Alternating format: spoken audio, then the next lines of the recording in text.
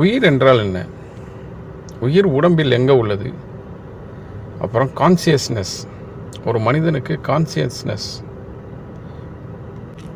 அதை எப்படி வரையறுக்கப்படுது? உயிர் உடலை விட்டு பிரிந்தாலும் உயிர் உயிரோடு இருக்குமா? அது இன்னொரு உடலை சார்ந்து அதை சேர்ந்து மறுபடியும் பிறக்குமா? அல்ல இறந்ததுக்கப்புறம் உயிரின் நிலைமை என்ன? இந்த மாதிரி கேள்விகளுக்கு சயின்டிஸ்ட் நிறைய ஹைப்போதீசிஸ் ஆராய்ச்சிகள் பண்ணிகிட்ருக்காங்க. அதே மாதிரி ஃபிலாசபர்ஸும் அதை பற்றிய நிறைய வரையறுக்களை கூறிக்கொண்டிருக்கிறார்கள். இந்த மாதிரி நிறைய கருத்துக்கள் ஹைப்போதீசிஸ் நிறைய வந்துகிட்டே இருக்குது. இப்போ நம்ம அதை சார்ந்து டீப் சயின்ஸ்குள்ளே போகாமல் மேலோட்டமான சயின்ஸை வச்சு சயின்ஸ் ப்ளஸ் அந்த ஃபிலாசபர்ஸ் சொன்ன விஷயங்களை கூற்றுக்களின்படி இப்படி இருக்கலாம் அப்படின்ற ஒரு ஹைப்போதீசிஸான விஷயங்கள் தான் நம்ம பேச போகிறோம். இப்போ உயிர்னா என்ன? உயிர் அப்படின்னா ஒரு உடம்பை சார்ந்து ஒரு இயக்கம், ஒரு ஆற்றல் அப்படின்னு வரையறுக்கிறாங்க. ஒரு ஆற்றலை அழிக்கவும் முடியாது, ஆக்கவும் முடியாது, அழிக்கவும் முடியாது. அந்த மாதிரி இருக்கிற நிலைமையில் ஆற்றல் பல பரிமாணங்களை எடுக்குமே தவிர அதுக்கு அழிவு இல்லை அப்படின்னு ஃபிசிக்ஸ் சொல்லுது. இப்போ ஒரு உயிர் ஆற்றலாக இருக்கும் பட்சத்தில் அது கண்ணுக்கு தெரியாத விஷயங்கள், அதுக்கு ஒரு இயக்கம் வேணும், அதுக்கு ஒரு ஊடகம் வேண்டும். அந்த ஒரு ஊடகமாக மனித உடல் செயல்படுது அப்படின்ற மாதிரி சொல்லலாம். அப்புறம் கான்சியஸ்னஸ் அப்படின்னு சில பேர் சொல்கிறாங்க. உயிர் என்பது கான்சியஸ்னஸ். அதாவது மனித உடலில் எந்த பாகத்தை வேணாலும் நீக்கினாலும் உயிர் இருக்கும். இப்போ இதய மாற்று அறுவை சிகிச்சைலாம் செய்யலை, உயிர் இருக்கிறது. அதாவது நமக்கு கான்சியஸ்னஸ் இல்லாத பட்சத்தில் இப்போ மயக்க மருந்து கொடுத்து ஒரு சர்ஜரி பண்ணலையும் நம்ம உடல் உயிர்ப்புடன் தான் இருக்குது. அப்போ கான்சியஸ்னஸ் இல்லாமல் தான் இருக்குது. அதே மாதிரி தூக்கத்துலேயும் நம்ம கான்சியஸ்னஸ் மிக மிக குறைவாக தான் இருக்கும். அப்பயும் நம்ம உடல் உயிர்ப்புடன் தான் இருக்கிறது. கான்சியஸ்னஸை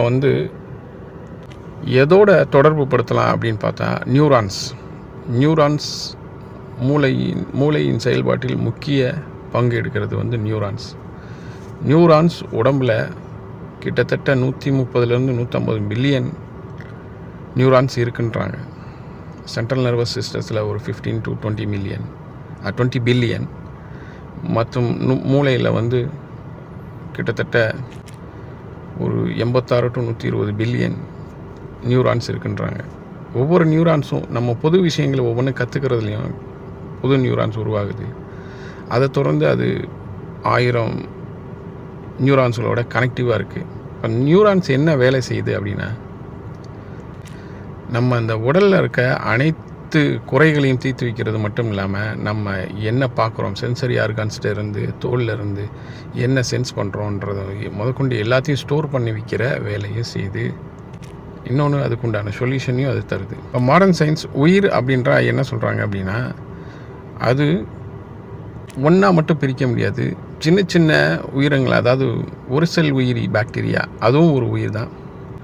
அதே மாதிரி மரம் செடி கொடிகள் அது வித்தியாசமான உடலை பெற்றிருக்கு, அது ஒரு உயிரினங்கள் தான். இதை எப்படி குறிக்கிறாங்கன்னா, ஒரு செல்லிருந்து செல் மல்டிப்ளிகேஷன் ஆகுது. மல்டிப்ளிகேஷன் ஆகி நமக்கு ஒரு உறுப்பு உருவாகுது, உறுப்போட கூட்டமைப்பு ஒரு உடல் உருவாகுது. அப்போ ஒவ்வொரு செல்லையும் நம்ம உயிர் இருக்குது அப்படின்றாங்க. அந்த ஒவ்வொரு செல்லும் நம்ம உடலுடைய பாகங்களில் உயிர் பெறும், அது இறக்கும், உயிர் பெறும், இறக்கும். பொது எடுத்துக்காட்டாக இரத்த செல்கள் உயிர் பெறும், ஒரு சில நாட்களில் அது இறக்கும், திருப்பி உயிர் பெறும்னா புது செல்களை உருவாக்கும். அப்போ இந்த உயிர்களோட கூட்டு கான்சியஸ்னஸ், அதாவது கலெக்டிவ் கான்சியஸ்னஸ் தான் ஒரு மனிதனோட கான்சியஸ்னஸ் அப்படின்றாங்க. இப்போ ஒவ்வொரு செல்லுக்கும் ஒரு கான்சியஸ்னஸ் இருக்கும்.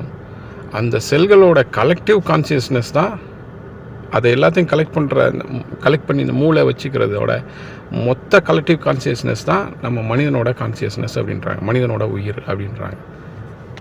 இப்போ புரிகிற மாதிரி சொல்லணும் அப்படின்னா, ஒரு சினிமா தேட்டரில் ஒரு சுவாரஸ்யமான படம் ஓடுது. அதை கிட்டத்தட்ட ஒரு 200 பேர்கள் அது மொத்தமாக உட்காந்து பார்க்குறாங்க. 200 பேரும் எந்த ஒரு டிஸ்ட்ராக்ஷனும் இல்லாமல் ஆர்வமாக அதையே பார்க்குறாங்க. அப்போ அந்த 200 பேருக்குமே அந்த படம் ஒரே படம் தான், அது ஓடிக்கிட்டு இருக்கு. அந்த படத்தை மட்டும் அது கான்சன்ட்ரேஷனாக பார்க்குறாங்க அப்படின்னா அவங்களோட மனநிலை எப்படி இருக்குமோ அதவே தான் இங்கே சொல்கிறாங்க. 200 பேர்த்தோட மனநிலையும் கூட்டு கலெக்ஷன் பண்ணி கலெக்டிவ் கான்சியஸ்னஸ் அப்படின்னா அந்த 200 பேரையும் ஒவ்வொரு செல்லாக பிரிச்சுக்கிறாங்க. ஒவ்வொருத்தரையும் ஒவ்வொரு செல்லாக பிரித்து அந்த ஒவ்வொரு செல்லுக்கும் ஒரு கான்சியஸ்னஸ் இருக்குது. அதோட கலெக்டிவ் கான்சியஸ்னஸ் தான் மனிதனோட உயிர், மனிதனோட கான்சியஸ்னஸ் அப்படின்றாங்க. சித்தர்கள் தலையே பிரதானம் அப்படின்றாங்க. அதை மெய்ப்பிக்கும் விதமாக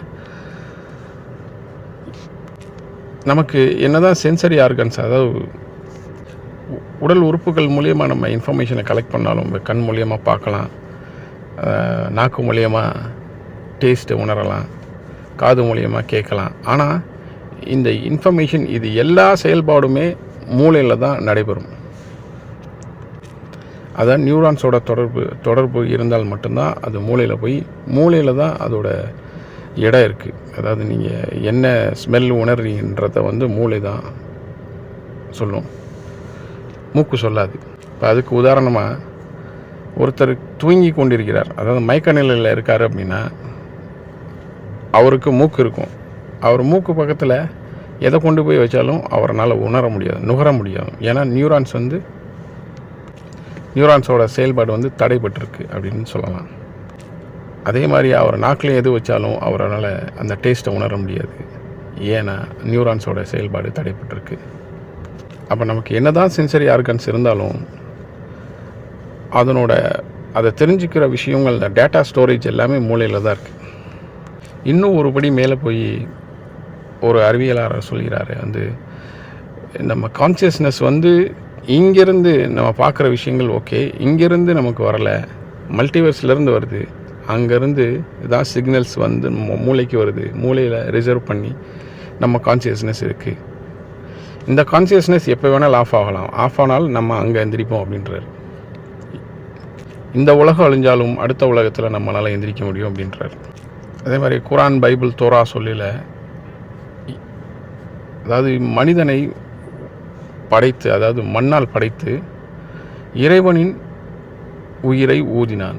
அதாவது ஊதினால அந்த உயிர் தொடர்ச்சியாக, இப்போ ஒரு இடத்துல தீபம் விளக்கேற்றி வச்சுட்டு அதை கொண்டு போய் எல்லா இடத்துலையும் நம்ம பற்ற வச்சு உருவாக்க முடியும். அதே மாதிரி தான் உயிர் பல்லுயிர் பெருக்கமாக ஆயிடுச்சு அப்படின்னு சொல்லி அதோட தொடக்கமாக சொல்கிறாங்க. உயிரோட தொடக்கமாக சொல்கிறாங்க.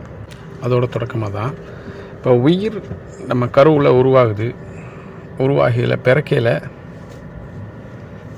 வயிற்றுக்குள்ளே சுவாசிக்க முடியாது. அம்மாவோட தொப்புள் கொடி மூலமா சுவாசிக்கிறது, உணவை பெற்றிருக்கிறது. ஆனால் வெளியில் வரையில் அந்த தொடர்பு கட்டாகிற நேரத்தில் வாயில் அந்த எபிக்ளாட்டிக்ஸ் இருக்கிற அந்த அடைப்பு உடஞ்சி காற்று அட்மாஸ்பியரில் இருக்க ஏர் உள்ளே போய் அந்த ஏர் மூலயமா அது நுரையீரலில் சென்றடைஞ்சு அது செயல்பட தொடங்குது.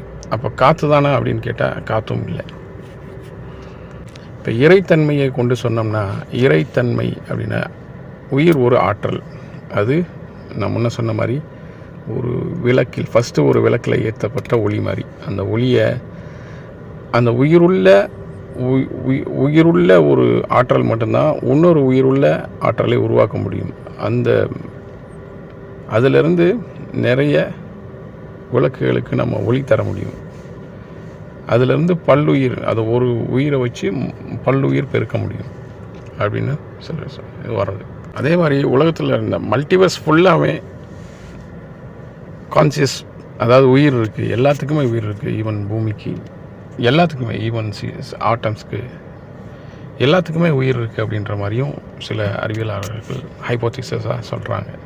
அது எப்படின்னு பார்த்தோம்னா, இப்போ நியூரான்ஸ் செயல்படையில் நமக்கு ஒரு கரண்ட் உருவாகும். அது ஒரு எந்த அளவுக்கு அப்படின்னா, ஒரு குண்டு பல்பை எரிய வைக்கிற அளவுக்கு ஒரு மின்சாரம் நமக்குள்ளே உருவாகும். அது ஒரு ஆற்றல்.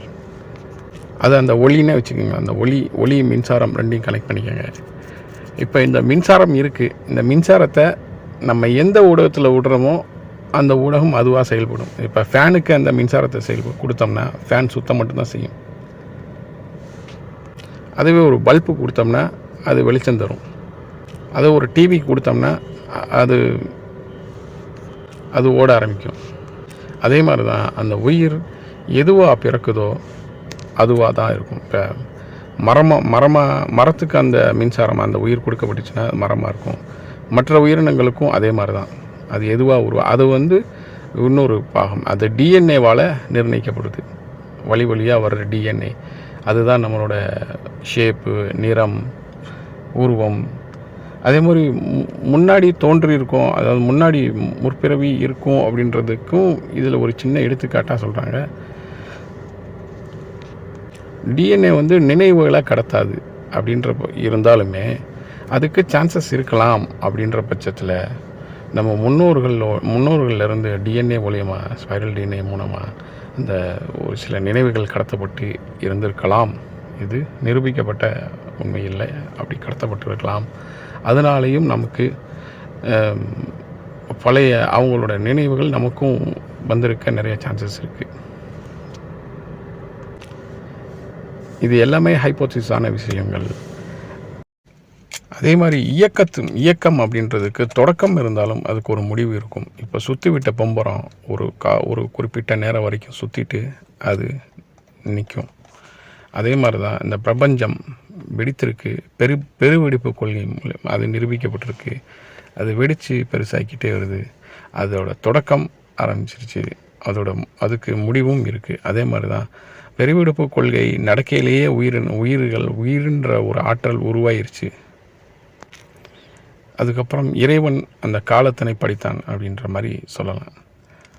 காலம்னா எதை சொல்கிறோம் அப்படின்னா, அந்த பம்பரத்தை சுற்றி விட்டு அது ஆரம்பித்து அது நிற்கிற அந்த குறிப்பிட்ட நேரம் தான் காலம்.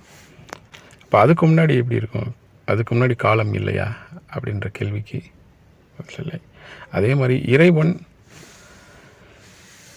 தொடக்கம் இல்லாதவன், முடிவும் இல்லாதவன்ற மாதிரி சொல்கிறான். அப்படின்னா அப்போ இறைவன் மட்டும் இருக்கிற நேரத்தில் காலம் ஒன்று இல்லாமல் தான் இருந்திருக்கும். அதுக்கப்புறம் தான் காலத்தை இறைவன் படைத்தான். எப்போ அந்த ஆற்றலை உருவாக்கினானோ, இந்த பெருவெடிப்பை உருவாக்கணுமோ, அந்த உயிரினும் ஆற்றலை உருவாக்கணும், அப்போ தான் அந்த தொடக்கத்துக்கும் முடிவுக்கும் இடையில் உருவானது தான் காலம் அப்படின்ற மாதிரி நம்ம சொல்லலாம். அதே மாதிரி நம்ம செய்கிற ஒவ்வொரு விஷயமும், அதாவது நம்ம மூளையில் ஸ்டோர் ஆகிற விஷயமும் வேறு ஒரு ஊடகத்தில் ஸ்டோர் பண்ணி வைக்கப்படுதுன்ற மாதிரி ஹைப்போதேசிஸ் இருக்குது. அது மேலேருந்து கண்ட்ரோல் பண்ணப்படுது. நம்ம மூளை ஒரு ரிசர்வராக செயல்பட்டு அதனுடைய இயக்கத்துக்கு தகுந்த மாதிரி நம்ம இயக்கம் அடையுது. இயக்கம் என்பது உடலில் பொறுத்த வரைக்கும் நம்ம சென்சரி கான்சியஸ்னஸ் அப்படின்றது நியூரான்ஸோட அதிர்வுகளால் ஏற்படுது. அது அன்ஹார்மோனியஸ் அதிர்வுகளால், அது ஒழுங்கற்ற முறையில். அதே மாதிரி அது கலெக்டிவ் கான்சியஸ்னஸும் அப்படின்னு சொல்லலாம். நம்ம என்ன பார்க்குறோம், செய்கிறோம், என்ன விஷயங்களை நம்ம செய்கிறோமோ அதனோடைய தொடர்ச்சியாக தான் நம்மளோட செயல்பாடுகளும் இருக்கும் அப்படின்றத இங்கே சொல்லலாம். நம்ம பார்க்குற, கேட்குற, படிக்கிற விஷயங்களையும் அதனோட தொடர்ச்சியாக தான் நம்மளோட. இதை 2 விதமாக பிரிச்சுக்கலாம். விருப்பப்பட்டு செய்கிற விஷயம், விருப்பப்படாமல் செய்கிற விஷயம். விருப்பப்பட்டு செய்கிற விஷயங்கள் தான் ஆள் மனசில் இருக்கும். லாங் டைம் ஸ்டோரேஜ்லேயும் ஸ்டோர் ஆகும். தூங்குறது எதுக்கு அப்படின்னா, தூங்கும்போது நம்ம அன்னைக்கு என்ன விஷயங்களை நம்ம கற்றுக்கிட்டோம், புது விஷயங்கள் பார்த்ததை எல்லாத்தையும் மூளை லாங் டேர்ம் ஸ்டோரேஜ்லேயும் தேவையில்லாதே தூக்கி வீசிடும். அதே மாதிரி தான் நம்ம அடுத்தவங்களுக்கு உதவுறது, நல்ல விஷயங்கள், நல்ல பழக்க வழக்கங்கள், அது இல்லாமல் அதுக்கு ஆப்போசிட்டாக செய்கிற இந்த மாதிரி கொள்ளைகள், பொய் பேசுகிறது, இதெல்லாமே ஒரு மாதிரியான தேவையான ஸ்டோரேஜ். அதெல்லாம் ஸ்டோர் பண்ணி வச்சுருவாங்க. இப்போ சிலப்பதிகாரத்தின் கூற்றுப்படி ஊழ்வினை உறுத்து ஊட்டும்ன்றது மாதிரி இப்போ நம்ம செய்கிற ஒவ்வொரு விஷயங்களையும் நன்மை தீமைகளாக பிரிக்கப்பட்டு அடுத்த கிரகத்தில் இறைவன் நம்மளை எழுப்புனானா சொர்க்கம் நரகம் தீர்மானிக்கப்படுது. இது எல்லாமே அக்செப்ட் பண்ணிக்கிறாங்க. இறைவன் திருமறையிலே கூறுகின்ற போதும், உங்கள் பாவங்களுக்கு எதிராக உங்களுடைய ஒவ்வொரு உறுப்பும் பதில் உரைக்கும் அப்படின்னு சொல்லியிருக்கான். அதே மாதிரி இந்த உலகத்தில் உள்ள அனைத்து பொருட்களும், உயிர்களுமே இறைவனை வணங்குகின்றது மானசீகமாக அப்படின்ற இதையும் சொல்லியிருக்கான். இதை பற்றி உங்களுடைய கருத்துக்களையும் உங்களுக்கு தெரிஞ்ச விஷயங்களையும் கமெண்ட்டில் ஷேர் பண்ணுங்கள். Please subscribe my channel.